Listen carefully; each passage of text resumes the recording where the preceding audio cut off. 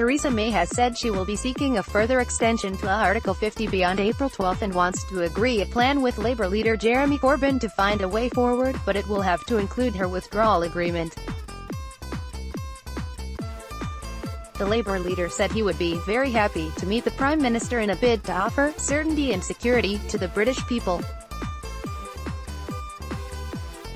Speaking following a marathon crisis meeting with her cabinet, the Prime Minister said that while the UK could, in the long term, make a success of no deal, leaving with a deal is the best solution.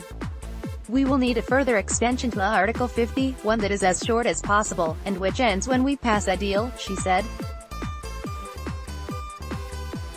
And we need to be clear what such an extension is for, to ensure we leave in a timely and orderly way. This debate, this division, cannot drag on much longer. It is putting members of Parliament and everyone else under immense pressure, and it is doing damage to our politics. Mrs May said she would try to strike a compromise deal with Labour leader Jeremy Corbyn, but said it would have to include her current deal. The Prime Minister's withdrawal agreement has already been resoundingly rejected by MPs 3 times. Any extension to Article 50 would have to be approved by the EU's 27 leaders at a European Council summit next week. She said, "Today I'm taking action to break the logjam. I'm offering to sit down with the leader of the opposition and try to agree a plan that we would both stick to ensure we leave the EU, and we do so with a deal.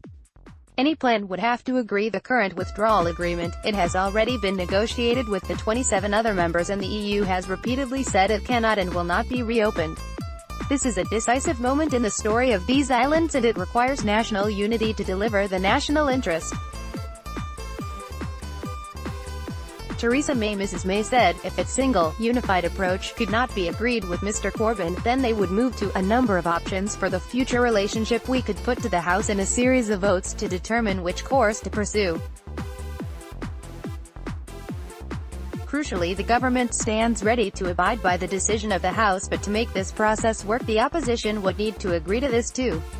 She said a withdrawal agreement bill should be agreed by MPs before May 22, so the UK need not take part in European parliamentary elections. She added, "We can and must find the compromises that will deliver what the British people voted for. This is a decisive moment in the story of these islands, and it requires national unity to deliver the national interest." In response, Jeremy Corbyn said he would be very happy to meet Mrs May. He said, "We recognize that she has made a move. I recognize my responsibility to represent the people that supported Labour in the last election and the people who didn't support Labour but nevertheless want certainty and security for their own future, and that's the basis on which we will meet her and we will have those discussions." However, people voted in the referendum in 2016, whether they voted Remain or they voted Leave. They didn't vote for lower living standards, they didn't vote to lose their jobs. And actually there's far more that unites people on both sides about the kind of society we can be than divides them. Mr Corbyn also said he would not set any limits ahead of the meeting with the Prime Minister, but that his principles ahead of it were to recognise the needs of the people that elected all MPs to Parliament and the need to avoid the dangers of crashing out. He also warned that Labour would hold in reserve the option of tabling a confidence motion in the government if it proves it is incapable of commanding a majority in the House of Commons. He said the question of whether the UK takes part in the EU elections was not the most important question, rather that the most important issue was to make sure we don't crash out of the EU next week with no deal, and what I believe would be a degree of chaos that would follow as a result.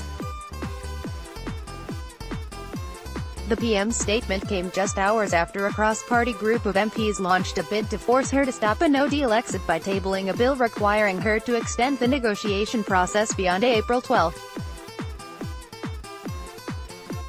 Even if, after today, we don't know what the end result will be, let us be patient. Even if, after today, we don't know what the end result will be, let us be patient, he said. The European Parliament's Brexit coordinator Guy Verhofstadt tweeted, "Good that PM@Theresa_May is looking for a cross-party compromise. Better late than never."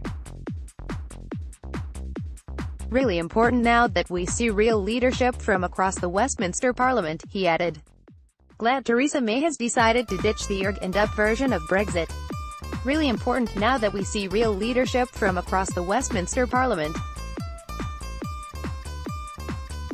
The bottom line is still clear. The Good Friday Agreement and frictionless border needs to be protected. Colum Eastwood, at Colum Eastwood, April 2, 2019. The bottom line is still clear. The Good Friday Agreement and frictionless border needs to be protected. Sinn Féin MP Elisha McAllion said it is clear the government and Parliament has no plan, no strategy and no clue what it is doing.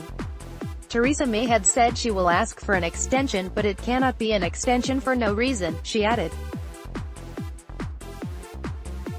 The British Parliament cannot continue to keep talking to itself about fantasy options that aren't on the table. The only way to avoid a crash out is the withdrawal agreement.